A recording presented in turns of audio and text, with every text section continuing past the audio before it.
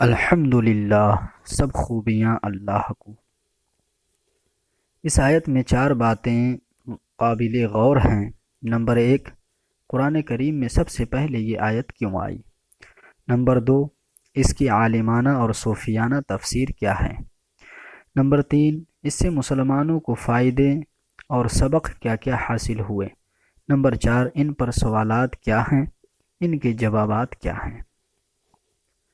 چند وجہوں سے اس آیت کو سب سے پہلے رکھا گیا ہے۔ ایک یہ کہ حضرت آدم علیہ السلام کو پیدا ہوتے ہی چھینک آئی۔ آپ نے فرمایا الحمدللہ رب العالمین۔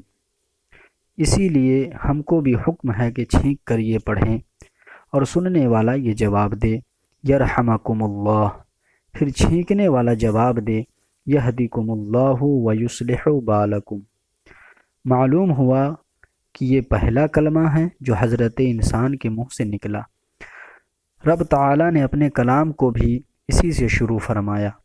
دوسرے یہ کہ الحمدللہ میں 8 حروف ہیں اور جنت کے دروازے بھی 8 ہیں، تو جو شخص صفائی قلب سے اسے پڑھے گا وہ انشاءاللہ جنت کے 8 دروازوں کا مستحق ہوگا۔ اس میں اشارہ اس طرف ہے کہ قرآن پاک شروع کرتے ہی پڑھنے والا جنت کا مستحق ہو چکا۔ اب آگے جس قدر پڑھے گا رب تعالیٰ کے فضل و کرم میں زیادتی ہوگی۔ تیسرے یہ کہ عبادت کی جان اللہ کی تعریف ہے، اسی کو قرآن کریم نے پہلے بیان کیا۔ چوتھے یہ کہ اس میں مسلمانوں کو سبق ہے کہ اپنا ہر کام خدا کی حمد سے شروع کیا کریں، کیونکہ رب کی کتاب بھی اسی سے شروع ہوتی ہے۔ پانچویں یہ کہ جب کسی بادشاہ سے کچھ عرض کرنا ہوتا ہے تو پہلے اس کی تعریف کی جاتی ہے۔ اسی طرح جب کسی کو خط لکھتے ہیں تو اولاً اس کے القاب لکھتے ہیں، بعد میں اپنا مطلب، چونکہ سورہ فاتحہ میں بھی بندوں کو دعا سکھائی گئی ہے، اسی لیے اسے حمد سے شروع کیا گیا۔ تفسیر عالمانہ، اس کی عالمانہ تفسیر تو یہ ہے کہ اس میں 3 کلمے ہیں، الف لام حمد للہ، ہر ایک کی علیحدہ تحقیق کی جاتی ہے۔ الف لام میں 2 احتمال ہیں، ایک یہ کہ یہ استغراقی ہیں، دوسرے یہ کہ احدی ہیں، ماخوذ تفسیر روح البیان۔ اگر استغراقی ہے تو معنی یہ ہوں گے کہ ہر حمد ہر زمانے میں، ہر حالت میں، ہر حمد کرنے والے سے خاص ہے اللہ کے لیے۔ حمد کا عام ہونا الف لام سے حاصل ہوا، اور حمد کے عام ہونے سے حامد کا عموم حاصل ہو گیا، اور جملہ اسمیہ سے ہمیشگی معلوم ہوئی۔ تو اب کلام کا مقصود یہ ہوا کہ کوئی بھی تعریف کرے، کسی حالت میں کرے، سب تعریف اللہ ہی کی ہوئی۔ وہ اس طرح کہ اگر رب کی تعریف کرو تو ظاہر ہے کہ وہ تعریف بلا واسطہ رب کی تعریف ہے، اور اگر اس کی کسی مخلوق کی تعریف کرو، کسی ولی، چاند، سورج، موتی وغیرہ، جس کی بھی تعریف کی جائے بالواسطہ رب کی ہی تعریف ہے، کیونکہ چیز کی تعریف حقیقت میں بنانے والے کی تعریف ہوتی ہے۔ مکان کی تعریف حقیقت میں اس کاریگر کی تعریف ہے جس نے وہ مکان بنایا۔ خط کی تعریف میں اس کے لکھنے والے کی تعریف ہے جس نے اسے لکھا۔ اسی طرح دنیا کی ہر چیز کی تعریف حقیقت میں اس کے بنانے والے کی تعریف ہے۔ اسی لیے حضور علیہ الصلاۃ کی نعت حقیقت میں رب کی تعریف ہے۔ پھر زبان سے تعریف کرو تو اللہ کی تعریف، ہاتھ پیر اپنی عاجزی کا اظہار کرو، مثلا نماز پڑھو، روزہ رکھو تو رب کی تعریف، اس کی عطاعت میں مال خرچ کرو، مثلا زکوٰۃ، صدقہ فطر، قربانی ادا کرو تو یہ رب کی تعریف ہے۔ خانہ کعبہ کا طواف، حضور پاک کی عظمت، ماہ رمضان کا ادب اور احترام، اولیاء اللہ کے تبرکات اور ان کی قبور کی تعظیم حقیقت میں رب کی عملی تعریف ہے۔ قرآن پاک فرماتا ہے وَمَن يُعَظِّمَ وَمَن يُعَظِّمْ شَعَائِرَ اللَّهِ فَإِنَّهَا مِن تَقْوَى الْقُلُوبِ۔ جو شخص رب کی نشانیوں کی تعظیم کرے تو وہ شخص متقی ہے۔ حکومت کے دفتروں، کچہریوں اور اس کے خدام کی عظمت در حقیقت حکومت کی عزت ہے۔ ان میں سے ایک کی بھی توہین حکومت کی توہین اور اس سے بغاوت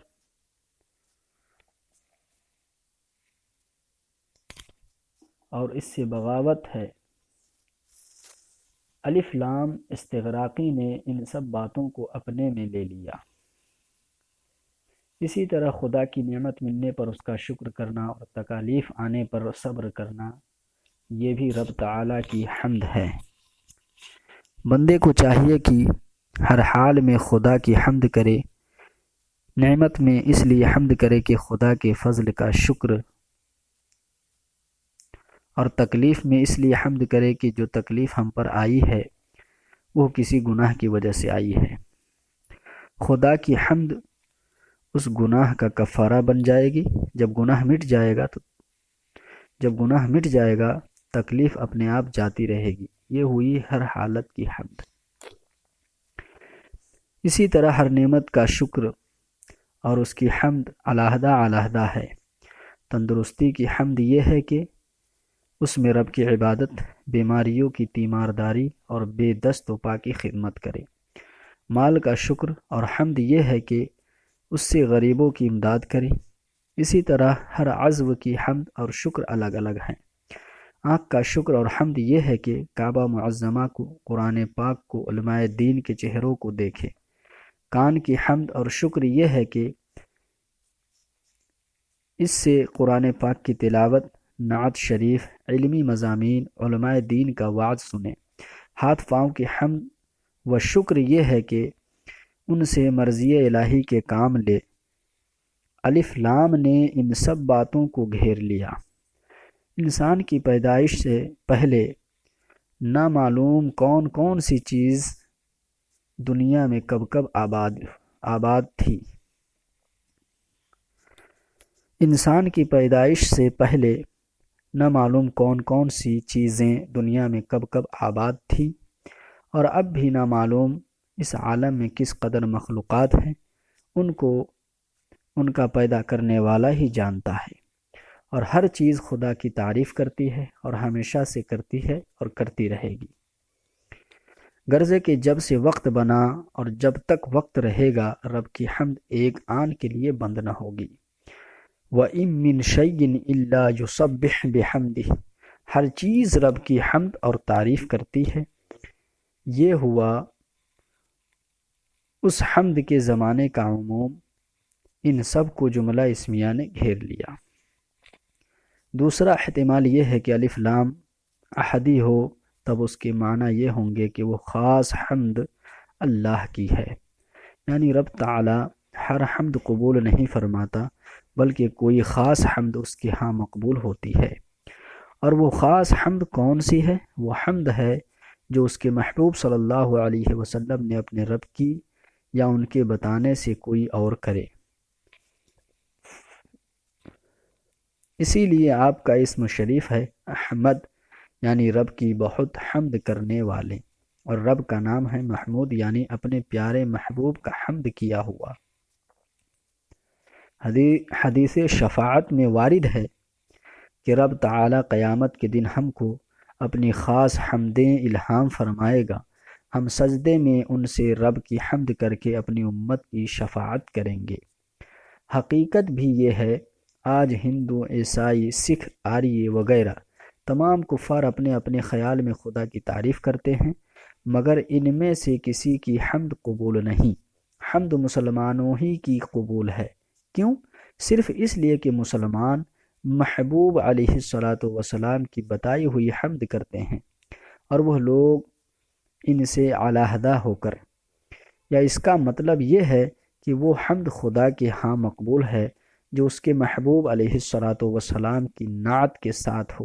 جو حمد الہی نعت مصطفیٰ علیہ السلام سے خالی ہو مردود ہے۔ شیطان کی ساری عبادتیں بیکار ہو گئی، تمام کفار کی ساری حمد غیر مقبول۔ کیوں؟ اس لیے کہ اس میں نعت کی چاشنی نہیں، اسی لیے کلمہ، نماز، خطبہ، اذان غرض کے مسلمانوں کی کوئی عبادت حضور علیہ الصلاۃ والسلام کی نعت سے خالی نہیں۔ ذکر خدا جو ان سے جدا چاہو نجدیو، واللہ ذکر حق نہیں کنجی سقر کی ہے۔ حمد خدا روحانی غذا ہے اور نعت مصطفیٰ علیہ الصلاۃ والسلام اس کا نمک۔ بغیر نمک ساری غذا بیکار، بغیر نعت مصطفیٰ علیہ الصلاۃ والسلام ساری حمد غیر مقبول ہے۔ یعنی واقع میں تو سب حمد اللہ ہی کی ہے، لیکن مقبول حمد وہی ہے جو حضور کی بتائی ہوئی ہو۔ تیسرے معنی اس کے یہ بھی ہو سکتے ہیں کہ وہ خاص حمد اللہ کی ہے، یعنی ساری مخلوق میرے محبوب علیہ الصلاۃ والسلام کی حمد و ثنا کرے، مگر جیسی چاہیے ویسی نہیں کر سکتی۔ محبوب علیہ الصلاۃ والسلام کی کامل حمد وہی ہے جو رب نے کی، اس لیے رب کا نام ہے حامد اور حضور علیہ الصلاۃ والسلام کا نام ہے محمد، یعنی رب تعریف فرمانے والا۔ کس کی؟ اپنے محبوب صلی اللہ علیہ وسلم کی، اور محمد صلی اللہ علیہ وسلم تعریف کیے ہوئے کس کے؟ اپنے رب کے۔ پہلی تمام توجیہوں کی بنا پر اس آیت میں اللہ محمود ہے اور ساری مخلوق یا نبی صلی اللہ تعالی علیہ وسلم اس کے حامد ہے۔ لیکن اس آخری توجیہ کی روح سے حضور علیہ الصلاۃ والسلام محمود ہیں اور اللہ حامد، تو یہ آیت جس طرح حمد خدا ہے اسی طرح نعت مصطفیٰ بھی ہے صلی اللہ تعالی علیہ وسلم۔ خیال رہے کہ ساری عبادات سنت رسول اللہ ہے، مگر نعت مصطفی سنت الہیہ ہے۔ نیز ساری عبادتیں نبوت کے 13ویں سال سے آنا شروع ہوئیں۔ سب سے پہلے نماز آئی جو معراج میں ملی، مگر حضور کی نعت شریف اول ہی سے آئی۔ نیز ہماری موت کے بعد تمام عبادات ختم ہو جائیں گے، مگر نعت مصطفیٰ قبر و حشر ہر جگہ خصوصاً مقام محمود پر۔ حمد 3 چیزوں میں فرق کرنا چاہیے: حمد، مدح اور شکر۔ حمد کے معنی ہے کسی کی اختیاری خوبی بیان کرنا، خواہ وہ خوبی نعمت دے یا نہ دے، خواہ وہ کوئی نعمت دے یا نہ دے۔ شکر کے معنی ہے کسی کی اختیاری خوبی ظاہر کرنا، اس لیے کہ اس نے ہم کو کچھ دیا ہے، اور مدح کسی کی خوبی بیان کرنا، خواہ اختیاری ہو یا غیر اختیاری۔ موتی کی صفائی کی تعریف کی جائے تو یہ اس کی مدح ہے، اور جب کوئی ہم کو کچھ دے اور ہم اس کی تعریف میں کہہ دے کہ آپ سخی ہیں، یا جھک کر اسے سلام کریں تو یہ اس کا شکر ہے۔ اور ویسے ہی کسی کی تعریف کرے کہ فلاں بڑا عالم ہے یا اس کی حمد ہے، یہ اس کی حمد ہے۔ لیکن اس آیت میں لفظ حمد تینوں معنی کو شامل ہے، اسی لیے آگے اللہ کا نام ذاتی اور اس کی کچھ صفتوں کا ذکر کیا گیا۔ لفظ اللہ نے حمد کے حقیقی معنی کو بیان کیا، اور الرحمن اور الرحیم نے شکر کے معنی، اور مالک یوم الدین نے مدح کے معنی۔ اللہ کے نام میں 3 احتمال ہیں: یا خصوصیت کا نام ہو، یا استحقاق کا، یا ملکیت کا۔ تو معنی اس آیت کے یہ ہوں گے کہ تمام حمد اللہ کے ساتھ خاص ہے، یا اللہ ان کا مستحق ہے، یا وہ اللہ کی ملکیت ہے۔ اب جو شخص بھی غیر اللہ کو اپنا معبود جان کر اس کی تعریف کرے، گویا خدا کی امانت میں خیانت کرتا ہے، کیونکہ حمد ملک تو ہے خدا کی اور اس نے صرف کی اور جگہ۔ تفسیر صوفیانہ۔ صوفیاء کرام فرماتے ہیں کہ حمد کے معنی ہے محمود کے کمال کا ظاہر کرنا، اور جو شخص یا جو چیز اپنے میں جو بھی کمال رکھتی ہے وہ حقیقت میں رب ہی کا کمال ہے، لہٰذا دنیا کی چیزوں کے کمال کا ظہور خدا کی حمد ہے۔ اس کا مطلب صاف یہ ہوا کہ کوئی شخص زبان سے خدا کی حمد کرے یا نہ کرے، رب تعالیٰ کی حمد ہے۔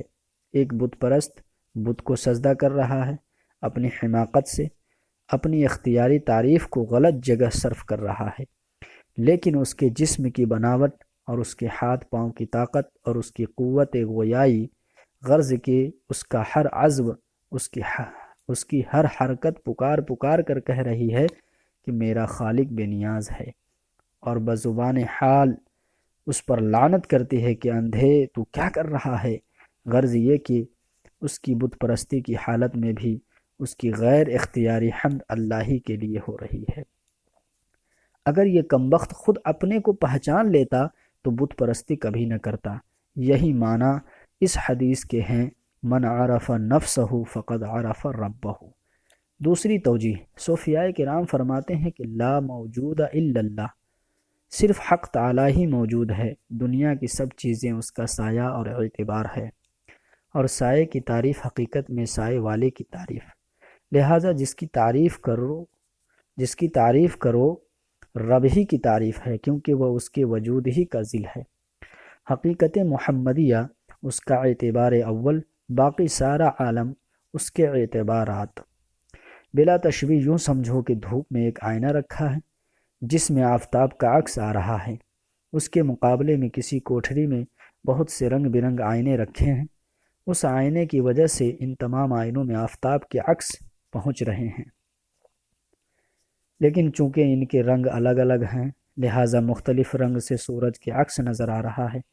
دیکھو، اصل تو وہ آفتاب ہے جو آسمان پر چمک رہا ہے، اس کا پہلا سایہ دھوپ والے آئینے میں ہے اور اس کے دیے ہوئے عکس کوٹھری کے سارے آئینوں میں ہیں۔ اب ان عکسوں میں سے جس کے حسن و جمال اور نور کی تعریف کرو وہ حقیقت میں آسمان والے اصل سورج کی تعریف ہے۔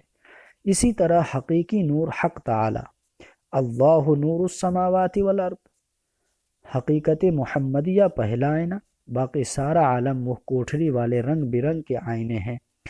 اب اگر بیچ میں یہ دھوپ والا آئینہ نہ ہو تو یہ کوٹھری کے آئینے سب بے نور رہ جائے۔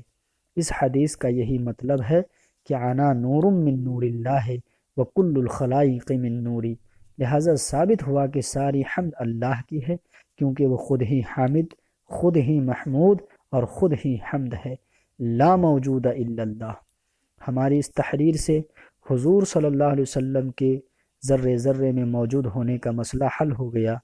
اس مسئلے کو صوفیاء کرام مسئلہ وحدت الوجود کہتے ہیں۔ حقیقت میں یہ مسئلہ کسی حال والے سے سمجھنا چاہیے۔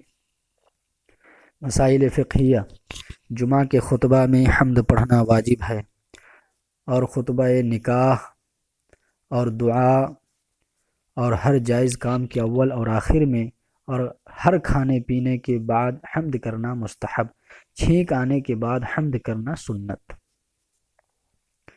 اعتراض، آریوں نے اس پر چند اعتراض کیے ہیں۔ ایک تو یہ کہ یہ کلام اللہ کا نہیں، کسی بندے کا بنایا ہوا ہے، اگر خدا کا ہوتا تو اس طرح ہوتا الحمدللہ۔ دوسرے یہ کہ آگے آ رہا ہے ہم تجھی کو پوجتے ہیں، رب کس کو پوجتا ہے؟ تیسرے یہ کہ خدا اپنی تعریف اپنے آپ کرے، یہ غرور ہے، اور غرور کرنا اور شیخی مارنا بری بات ہے۔ جواب، یہ کلام اللہ کا ہے۔ جواب، یہ کلام اللہ کا ہے اور اپنے بندوں سے کہلوانے کے لیے اس طرح بولا گیا ہے جیسے استاد شاگرد کو سامنے بیٹھا کر کتاب خود پڑھتا ہے تاکہ شاگرد بھی اسی طرح پڑھے۔ نیز کبھی حاکم دوسرے کی زبان میں بات کرتا ہے، منبری کے فارم چھپوائے جاتے ہیں، اس کی عبارت اس طرح ہوتی ہے کہ میں اقرار کرتا ہوں کہ سارے قوانین کی پابندی کروں گا، ہمیشہ خیر خواہ رہوں گا، وغیرہ وغیرہ۔ دیکھو، ان فارموں کا مضمون بنانے والا کوئی اور ہے، لیکن چونکہ ممبروں سے یہ کہلوانا مقصود ہے اسی لیے اس کی زبان میں یہ لفظ لکھے گئے۔ تو اس آیت کا مطلب یہ ہے کہ اے بندو، ہماری بارگاہ میں آ کر اس طرح کہا کرو۔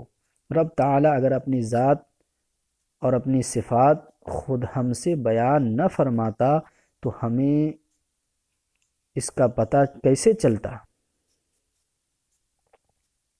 رب تعالیٰ اگر اپنی ذات و صفات خود ہم سے بیان نہ فرماتا تو ہمیں اس کا پتہ کیسے چلتا؟ یہ شیخی نہیں ہیں بلکہ بندوں کو اپنی پہچان کرانی ہے۔ ایک بادشاہ اپنی رعایا سے کہتا ہے کہ مجھے تم پر فلاں فلاں اختیارات ہیں اور میری یہ شان ہے۔ اس سے مقصود یہ ہوتا ہے کہ رعایا ان باتوں سے خبردار ہو کر اس کی اطاعت کرے۔ اسی طرح یہاں بھی ہے، غرض کی اعتراض محض حماقت ہے۔ دیوبندی اعتراض۔ دیوبندی کہتے ہیں کہ اس آیت سے معلوم ہوا کہ ہر حال میں بندہ اللہ ہی کی حمد اور اسی کا ذکر کرے۔ اٹھتے بیٹھتے یا رسول اللہ یا غوث کہنا، کسی اور کا نام جپنا شرک ہے۔ جواب: اللہ والوں کی تعریف اور ان کا ذکر حقیقت میں خدا کی ہی تعریف اور اسی کا ذکر ہے، بلکہ کامل حمد اللہ کی وہی ہے جو اس کے خاص بندوں کے ذکر کے ساتھ ہو۔ جیسا ہم اوپر بیان کر چکے، اگر اٹھتے بیٹھتے غیر اللہ کی تعریف کرنا شرک ہے تو تم بھی اٹھتے بیٹھتے اپنے مولویوں کی تعریف کرتے ہو، تم مشرک ہوئے کہ نہیں؟ رب العالمین، جو مالک سارے جہان والوں کا۔ تعلق، اس کا تعلق حمد سے چند طرح ہے۔ ایک یہ کہ اس میں سب بندوں کو رب کی حمد کرنے کا حکم دیا گیا تھا، اور اس میں اس کی وجہ بتائی گئی، یا یہ کہ وہ دعویٰ تھا کہ سب تعریفیں اللہ ہی کی ہے۔ اس کی دلیل بیان کی گئی، یعنی ساری تعریفیں اللہ کے لیے ہیں کیونکہ وہ تمام جہانوں کا پالنے والا ہے، اور جو جہانوں کو پالے وہ تعریف کے لائق بھی ہے۔ دوسرے اس طرح کے رب کی حمد کرنے والے 4 قسم کے لوگ ہیں۔ ایک وہ جو محض رب کو راضی کرنے کے لیے اس کی حمد کرے اور کوئی اپنا نفع ان کے مد نظر نہ ہو، جیسے حضرات انبیاء کرام علیہم الصلاۃ والسلام، اور خاص اللہ کے اولیاء۔ دوسرے وہ جو اپنے پر اس کے بے شمار احسانات دیکھ کر ان کی حمد کرے، جیسے عام شکر گزار بندے۔ تیسرے وہ جو آئندہ رحمت کی امید پر اس کی حمد کرے، جیسے عام گنہگار امیدوار بندے۔ چوتھے وہ جو اس کی ہیبت و جلالت سے ڈر کر اس کی حمد کرے۔ پہلے گروہ کے لیے فرمایا گیا الحمدللہ، دوسرے گروہ کے لیے فرمایا رب العالمین، یعنی چونکہ وہ تم کو برابر پال رہا ہے، روزی دے رہا ہے، اس کی حمد کرو۔ تیسرے گروہ کے لیے فرمایا گیا الرحمن الرحیم، یعنی چونکہ وہ تم پر آئندہ بھی رحم فرمائے گا لہٰذا تم اس کی حمد کرو۔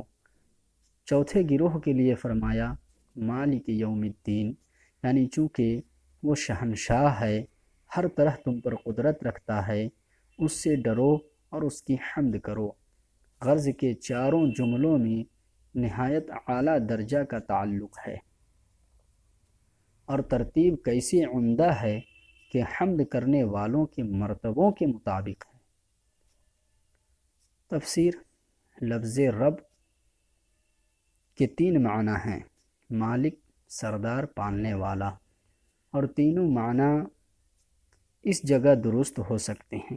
مالک تو اس لیے کہ سارے جہانوں کا مالک ہونا، ہمیشہ سے مالک ہونا، ہمیشہ تک مالک رہنا، ہر طرح مالک ہونا، حقیقی مالک ہونا۔ یہ خاص حق تعالی ہی کی صفت ہے، جو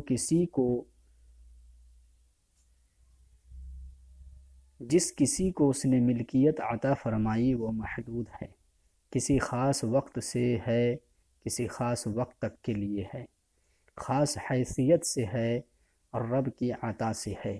آپ اپنے جانور کے مالک ہیں، لیکن اس کی ہر چیز کے مالک نہیں، نہ ہمیشہ سے مالک تھے اور نہ ہمیشہ مالک رہیں گے۔ اسی طرح اور چیزوں کو بھی قیاس کر لو۔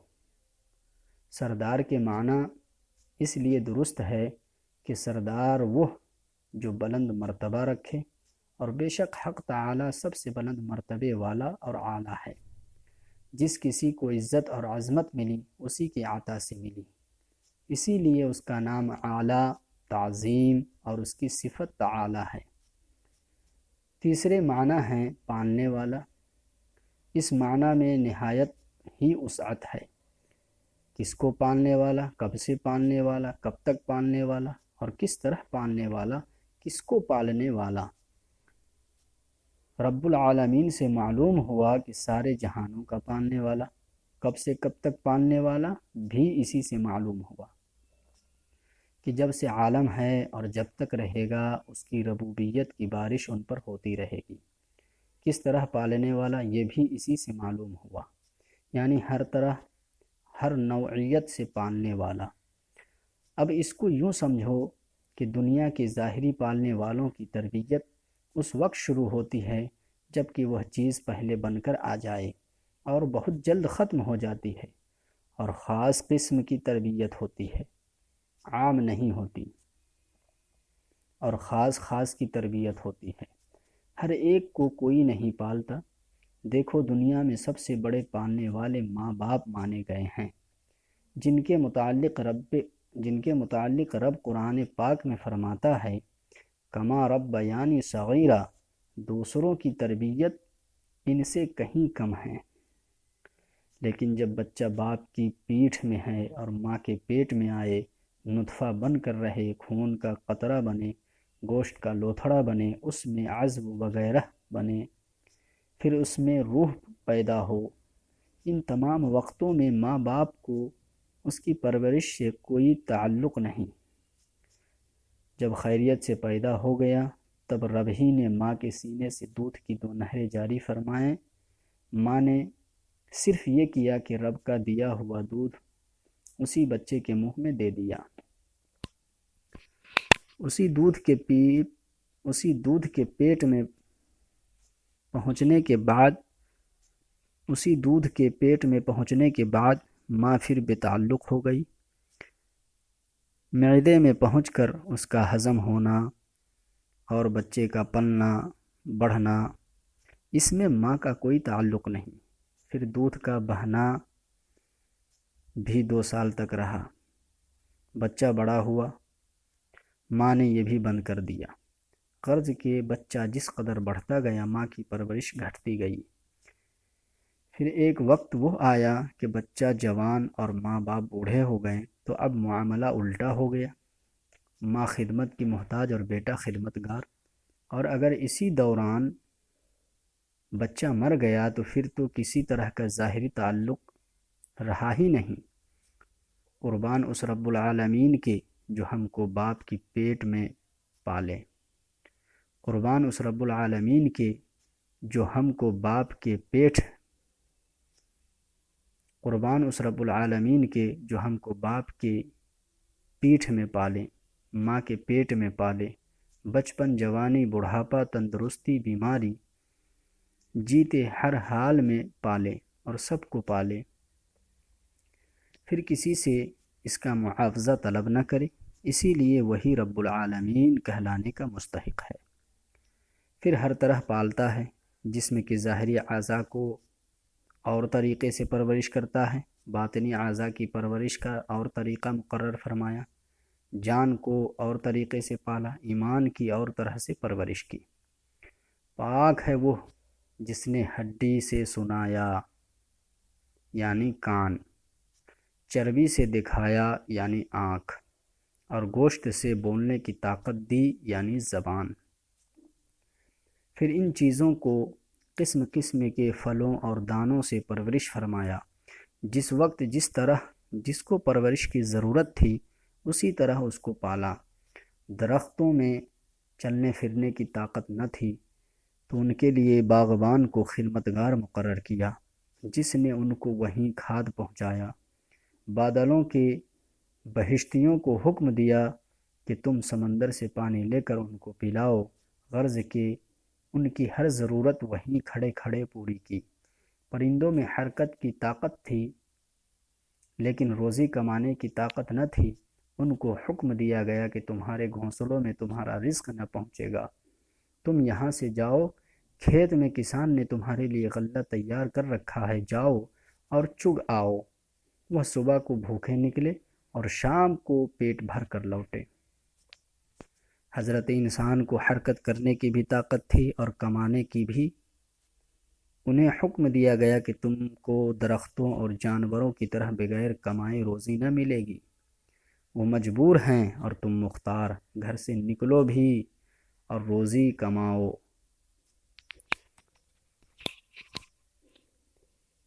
بیج تم ڈال آنا، باقی بارش دھوپ وغیرہ سے تمہاری امداد ہم کریں گے۔ حضرت انسان بھی جب تک بے دانت والے ناسمجھ بچے رہے تب تک ان کو بھی دودھ پلا کر بغیر محنت کے پالا۔ غرض کے ہر طرح پالنے والا ہے، یہ اس کی لامتناہی تربیتوں کا ایک نمونہ ہے۔ خالق اور مخلوق کی پرورش میں فرق۔ اگرچہ بعض بندوں کو ظاہری طور پر کچھ وقت کے لیے کسی قدر پالتے ہیں، اس لیے ان کو مجازاً رب کہا جاتا ہے، جس پر قرآن کریم شاہد ہے، لیکن پھر بھی خالق کی تربیت میں بڑا فرق ہے۔ پہلا فرق یہ ہے کہ بندہ کسی کو کسی غرض کے لیے پالتا ہے، خالق بغیر غرض کے۔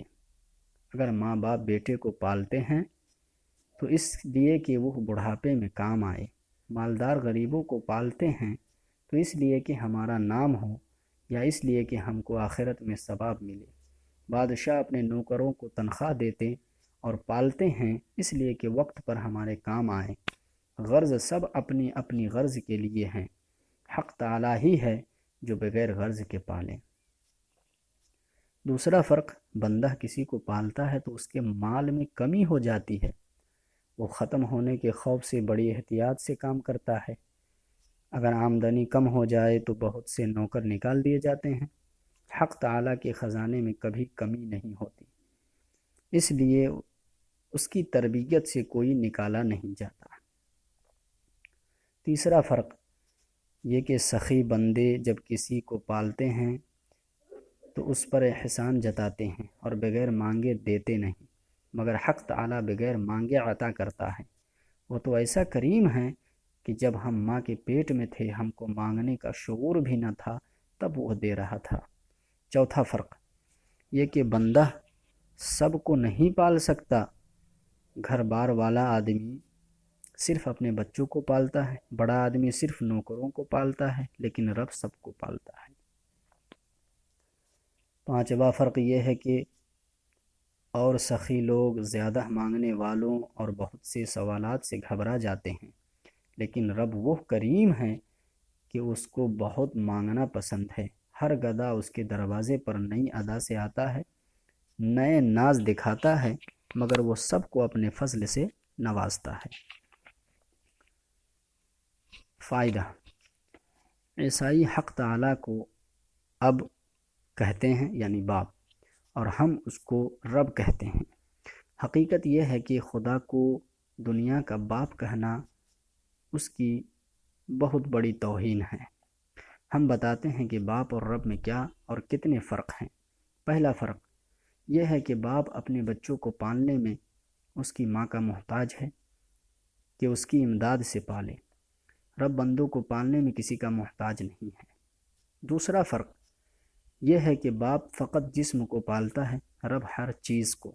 اسی لیے باپ بیٹے کو ہوشیار ہونے کے بعد استاد اور پیر کے سپرد کرتا ہے اور عرض کرتا ہے اتنا کام میں نے کر دیا، آگے اس کی اصلاح آپ کے ذمے ہے۔ تیسرا فرق، باپ کا درجہ دینی استاد اور مرشد سے کم ہے، کیونکہ باپ نے ہم کو حیوان بنایا یعنی جاندار جسم، اور دینی استاد اور شیخ نے ہم کو ناطق یعنی سمجھ بوجھ والا بنایا۔ نیز باپ نے ہم کو اوپر سے نیچے عالم ارواح اور عالم اجسام میں اتارا، اور استاد اور شیخ نے پھر نیچے سے اوپر پہنچایا۔ اگر ان کا کرم نہ ہوتا تو اسفل السافلین میں جاتے۔ نیز باپ نے فقط جسم بنایا جو کہ مٹنے والا ہے، مگر استاد اور شیخ نے ایمان دیا جو باقی دولت ہے۔ اسی لیے اگرچہ مالی حقوق میں ماں باپ استاد سے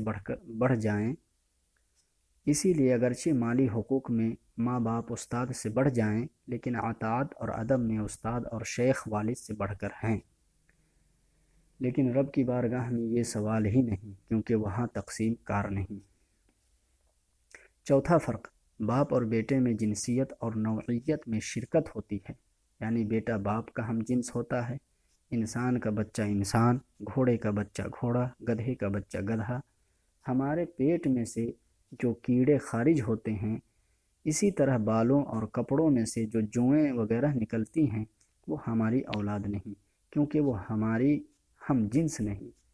لہذا جب مخلوق خالق کی ہم جنس نہیں بلکہ کسی صفت میں شریک نہیں، تو اس رب کو باپ اور مخلوق کو اولاد کہنا حماقت ہی تو ہے۔ پانچواں فرق یہ کہ جس طرح بیٹا باپ کا محتاج ہے، ایسے ہی باپ بیٹے کا محتاج ہے۔ بیٹا ہو تو اسے باپ کہا جائے گا، مگر رب تعالیٰ اپنی کسی صفت میں اپنی مخلوق کا محتاج نہیں۔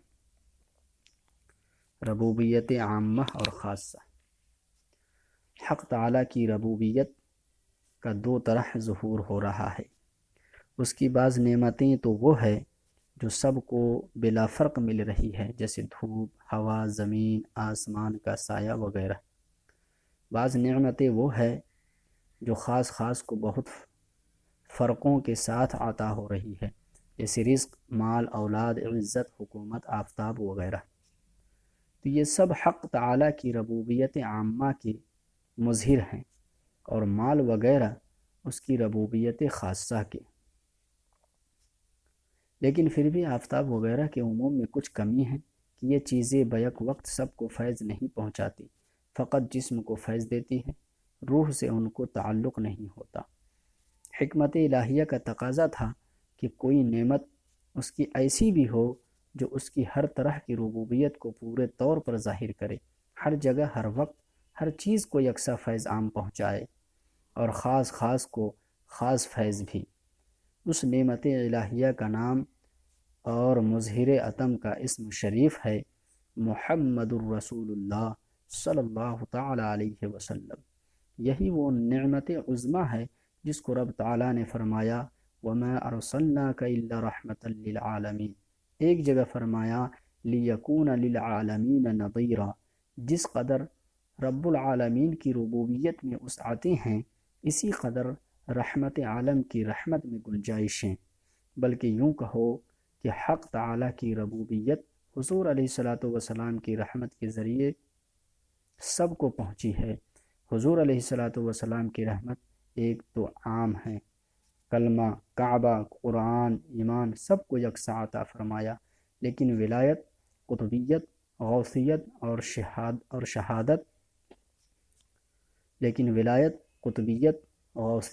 اور شہادت وغیرہ خاص خاص نعمتیں ہیں جو حضور علیہ السلام کے دوربار سے فرق کے ساتھ بٹتی ہیں۔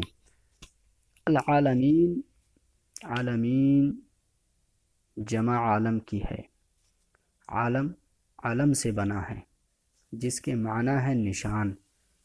دنیا کو عالم اس لیے کہتے ہیں کہ اس کی ہر چیز اپنے خالق کی نشانی ہے۔ اللہ کے سوا کو عالم کہتے ہیں، اللہ کے سوا کو عالم کہتے ہیں۔ تفسیر روح البیان شریف نے اس جگہ فرمایا کہ 18,000 عالم ہیں، اور یہ دنیا یعنی زمین، آسمان وغیرہ جو ہم کو نظر آ رہے ہیں، ان میں سے ایک ہے عالم ارواح، عالم اجسام، عالم امکان، پھر عالم سفلی، عالم علوی، عالم ملکوت، عالم ناسوت، عالم جنات، عالم انسان، عالم ملائکہ، عالم برزخ وغیرہ وغیرہ۔ یہ دنیا تو ان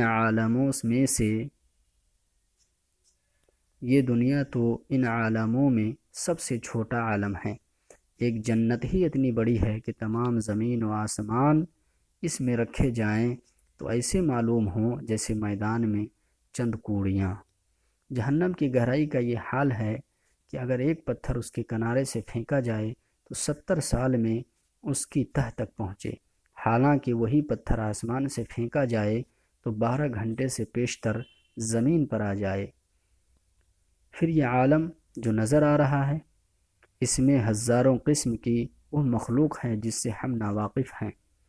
تفسیر روح البیان شریف میں اسی جگہ ہے تفسیر روح البیان شریف میں اسی جگہ ہے کہ صرف انسانوں کی 125 قسمیں ہیں۔ بعض وہ بھی ہیں کہ جن کے کان ہاتھی کے کان کی طرح ہے، بعض وہ ہیں جن کے پاؤں میں چلنے کی طاقت نہیں، بعض وہ ہیں جن کی آنکھیں ان کے سینوں پر ہیں، بعض وہ ہیں جن کے سر کتوں کے سے ہے۔ فقیر نے بھی بعض مردم خور انسانوں کے فوٹو دیکھے ہیں جن کو دیکھ کر حیرت ہوتی ہے جب ہم کو ان عالموں ہی کی خبر نہیں تو اس کی ربوبیت کو کما حقہ کیسے جان سکیں۔ آریوں کے اعتراضات۔ پہلا اعتراض، اگر پروردگار واقعی عالمین تمام جہانوں کا پالنے والا ہے تو مسلمانوں کے ہاتھ سے قتل کیوں کراتا ہے؟ رب کا کام ہے پالنا نہ کہ مارنا۔ جواب، جو ناقص مخلوق اپنے وجود سے دوسری اعلیٰ مخلوق کی پرورش میں رکاوٹ پیدا کرے اس کو علیحدہ کر دینا ہی پرورش ہے۔ کسان کے کھیت میں فصل کے ساتھ کچھ خوبصورت نرم گھاس بھی اگ آتی ہے، دیکھنے میں بھی بھلی معلوم ہوتی ہے، مگر کسان جانتا ہے کہ اس سے کھیت برباد ہو جائے گا، اسے جڑ سے اکھیڑ باہر پھینکتا ہے کیونکہ اسی میں کھیت کی بھلائی ہے۔ اسی طرح کفار رب تعالیٰ کی زمین پر خوبصورت گھاس ہیں کہ اگر روز پکڑ جائیں تو خدا کے بندوں پر دنیا تنگ آ جائیں، ان کو نکلوا دینا ہی ضروری ہے۔ گویا یہ ربوبیت کے لیے ایک آڑ ہے جس کا ہٹنا ضروری ہے۔ دوسرا اعتراض، رب کا کام پرورش کرنا اور تکلیفوں سے بچانا ہے، پھر وہ اپنے خاص بندوں پر تکلیف کیوں اتارتا ہے، بیماری، غریبی وغیرہ؟ جواب، رب تعالیٰ اپنے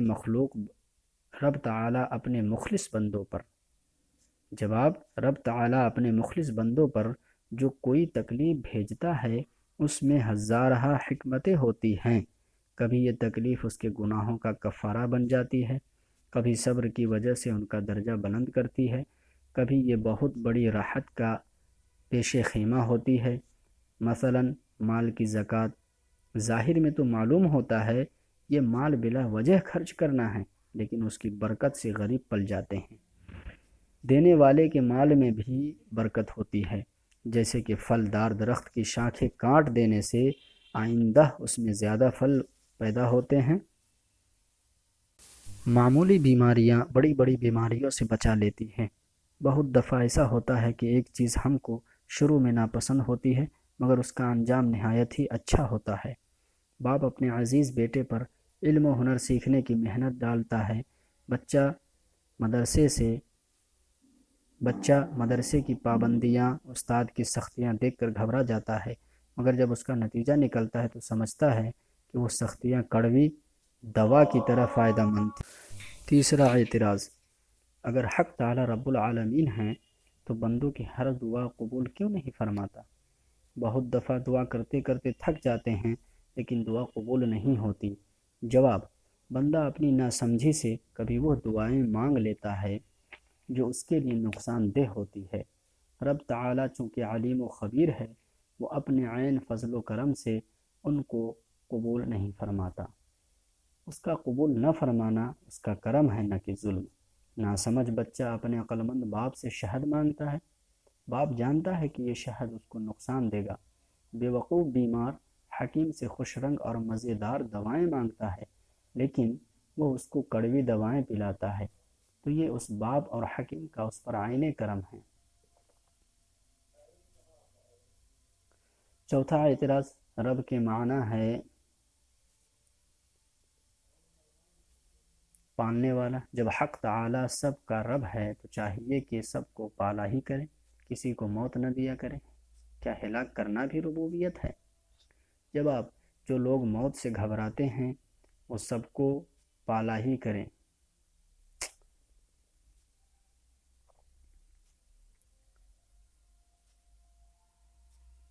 بے وقوف بیمار حکیم سے خوش رنگ اور مزیدار دوائیں مانگتا ہے لیکن وہ اس کو کڑوی دوائیں پلاتا ہے، تو یہ اس باپ اور حکیم کا اس پر عین کرم ہے۔ چوتھا اعتراض، رب کے معنی ہے پالنے والا۔ جب حق تعالی سب کا رب ہے تو چاہیے کہ سب کو پالا ہی کرے، کسی کو موت نہ دیا کرے۔ کیا ہلاک کرنا بھی ربوبیت ہے؟ جواب: جو لوگ موت سے گھبراتے ہیں وہ موت کی حقیقت کو نہیں سمجھتے۔ موت تو حبیب سے ملنے کا ایک پل ہے۔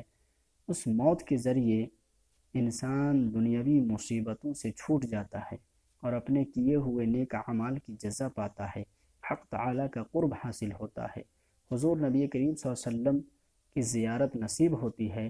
گویا زندگی ایک کھیتی ہے اور موت اس کی کٹائی۔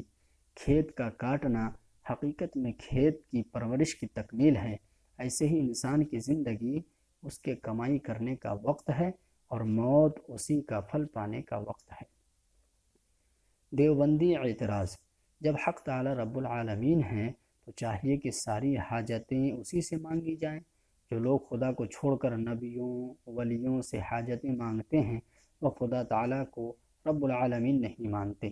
جواب: اللہ کے خاص بندوں سے کوئی چیز مانگنا حقیقت میں اسی اللہ ہی سے مانگنا ہے، کیونکہ یہ اللہ کے بندے اس کی صفت ربوبیت کے مظہر ہیں۔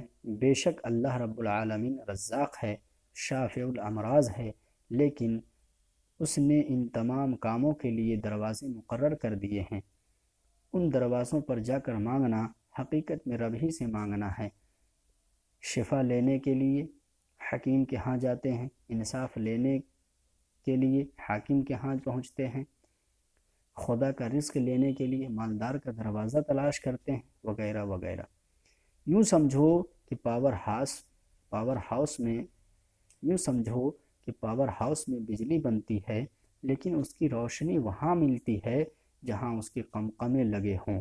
تو جو شخص قمقموں سے روشنی حاصل کرے وہ پاور ہاؤس کے مخالف نہیں۔ اس کی بحث انشاءاللہ تعالی آئندہ بھی آئے گی۔